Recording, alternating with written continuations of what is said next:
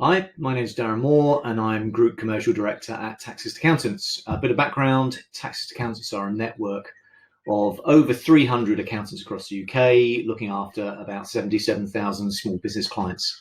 And my role is to really look after that network and to help them on a number of things, including our response to COVID-19. What I'd like to talk about today is the second part of my coverage of self-employment income support grants. And specifically, I want to go through a step-by-step guide of actually how the system works. So how does the grant process work on screen? So we've got some screenshots and I've got some examples of how it looks. So what I wanted to do was just run you through page by page to give you an understanding of how this now looks. And it was launched on the 13th of May. So this will give you an understanding of what you'll face when you go through and do a claim. So just a quick reminder to start with, we as accountants can't make the claim for you, as I think you know. We can't do them on your behalf, so you have to make the grant claim yourself. You will need a personal tax account to do that. My previous video covered how that works and how you set that up, so I'm going to assume you've got that. And you need certain information to support you as you go through the claim, as you'll see. So you need your unique taxpayer reference number. And that will be something that you can track down from tax returns or from HMRC correspondence. You'll need your national insurance number, which hopefully you've got to hand. You'll need your government gateway user ID and password, which you will have got through your registration process, which I won't cover today, but is set out on my previous video. And you'll need your bank account number and your sort code for when monies are paid within 6 working days. So you can find more information on the link that's available alongside this video, and that will take you to various resources that support this income support and how it works front to back. Okay, so the steps. I'm not going to go through these on this screen, but there are 14 steps I'm going to run you through, which will take you through page by page. First step is you log on to the government gateway. Now, it may not look exactly the same as this, but you'll see on this front page, about halfway down, the click through to get into the scheme itself and to start the process. So you just need to click on that link. Once you've done that, you'll see this screen here, which is just setting the scene of how to claim. It explains that we can't make the claim for you. It talks about their online services and it gives you a start now button. So you just need to press on that to start the claim process. First thing you'll be asked to provide is your unique tax reference or UTR number. So that's the number we talked about earlier. That's just a question of filling in the box and then pressing on continue. Similar, just information gathering. This is your national insurance number. So the same again, find your national insurance number, enter and press continue. And it will then give you a summary of eligibility. Now, many of you will have perhaps used the eligibility checker. Again, I've talked about that previously. That will have already given you an answer as to whether you're eligible or not, but you'll get confirmation of that on this screen. So for most of you who've been through that process, this won't be a surprise. You will be deemed eligible because you've already checked it. There will be some of you that may not have done that. If you're not eligible, there is an appeals process. I'm not going to go through it today. It is one to talk to your accountant about, and we don't know the full details of how it will work yet because HMRC haven't announced it, but there is a process for you to challenge a conclusion if you don't agree with it. Assuming you are eligible, you will then click through to the next page, which is really just terms and conditions. So it's just a question of reading these things in terms of, are you eligible, and things that HMRC may do after the claim. And they will constantly remind you that, yes, they can check and yes, they can come back and ask you questions. You do need to be mindful of that. Next, you'll enter some personal details, fairly self-explanatory, name and email address to press continue. Then you'll be presented, and this is fairly early on, with the grant amount. Obviously, the numbers here that were in this real live example have been redacted, but it will give you the number, so simple number of grant for the 3 months you're eligible for, and it will tell you how that's worked through. It's worth remembering at this stage that you probably need to print or save this page, and there's a link on the top right, and we've got some narrative on the screen, as you can see. So that's important you do that because you will need to retain certain information either for your own purposes or for your accountant's purposes or both. So make sure that you save this information, such as your grant numbers, as you go through. There is a note at the bottom talking about what happens if you think that number's wrong.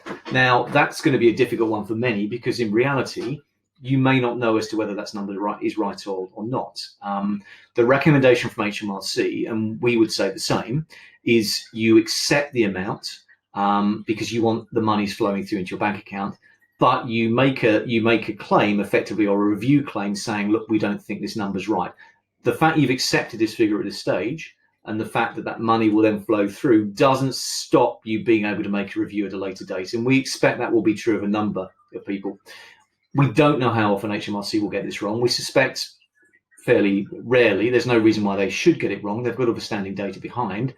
But if it is uncertain, our recommendation is accept the number, mark that you want to review, and then carry on. That's probably the best way to do this, just to avoid delays in getting money through. So that's the grant amount page. You'll then be asked where those monies need to come through to. So that's simply a question of firstly checking the type of bank account you've got. Is it personal or is it business? You just need to mark that accordingly and press continue. You then need to enter your bank account details. So very simply, business name, and that business name must be the same name that the bank recognize. Your sort code and your account number, again, pressing continue. This is another important one. The address associated with the business account. We've seen evidence that if this is wrong, if it doesn't match, there may be issues. So make sure the address is the one that the bank has if it's a business account or a personal account for that matter.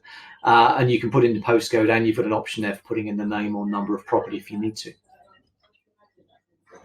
Once you've done all of that, all of the information's in, you then come to the check screen. So that's just a quick check through to make sure some of your standing details in terms of bank and name is correct. So that's just another continue press. Then you come on to a declaration. This is another important page to bear in mind. So this is just you saying, I qualify for this grant claim. So you're qualifying on it on the basis that your business has been adversely affected by coronavirus, that it's in accordance with published guidance and the information you've provided is correct. The first one's really important, that your business has been adversely affected by coronavirus. It's possible, probable perhaps, that HMRC will check up on a selection of claims after the event. What are they looking for there? They're looking for some evidence that your business has indeed been affected. Now that could be, it could be you've shut down, that's very clear.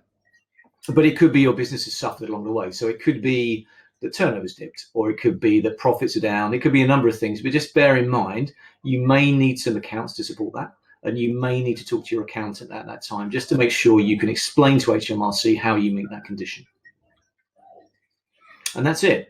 Your grant is then awarded. You're given a reference number and confirmation of the amount. Again, remember to print or save that page. You'll need it and your accountants will probably need it down the line, but that's really the process in itself. It's quite a simple process. And our early experience is that it's as simple as it looks. It doesn't take too long to go through, but there's just a few things in there to bear in mind around checking the amount and making sure you're happy with the disclaimers you're signing. A couple of things to bear in mind. The system will be very busy. Everyone will have been allocated a slot over a period, 13th to the 18th.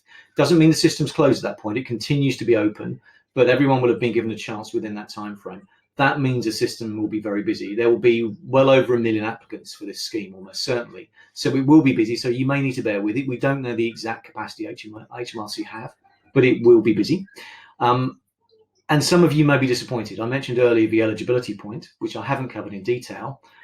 If you're not eligible, talk to your accountants. Do look at the other support that's available. Do look at the support details we've got on our own sites, which I'll mention in a while. There's lots of other support out there. One that I flagged there that's particularly relevant for small businesses are bounce back loans. There's a video we've done separately on that and lots of resource on our support site, our website. But that's one that we think is attractive to many because it's easy access, low cost, very flexible. So if you are disappointed by this claim, perhaps there's something else you can look at. So that's probably worth you doing a bit of research on. So that's it. It is a simple process, as I say. Just a few things to remind you of. We normally offer free telephone and video consultations for all. At the moment, our network is, as you can imagine, very, very busy with their clients, trying to help them through this claim process to support them. So at the moment, we're prioritizing looking after clients first and foremost. Doesn't mean to say we don't want you as clients. If you're not an existing Taxis client in the future, we'd love you to join us. But at the moment, we're having to make sure we look after our clients. Hopefully you understand that. We are happy in future, if you're looking to move your accountancy and tax needs, to meet you online. In the current climate, that's the best way for us to do that with our local accounting representative. So we can do that very simply. We do have a fixed fee agreed in advance policy just to reassure you if you are looking to move at some point. So do have a look for more information on our website, as you can see, www.taxis.co.uk, and do talk to us down the line if you need to. But that's it. As I say, a simple claim process. I hope this video has been of help, and I wish you well. Thank you.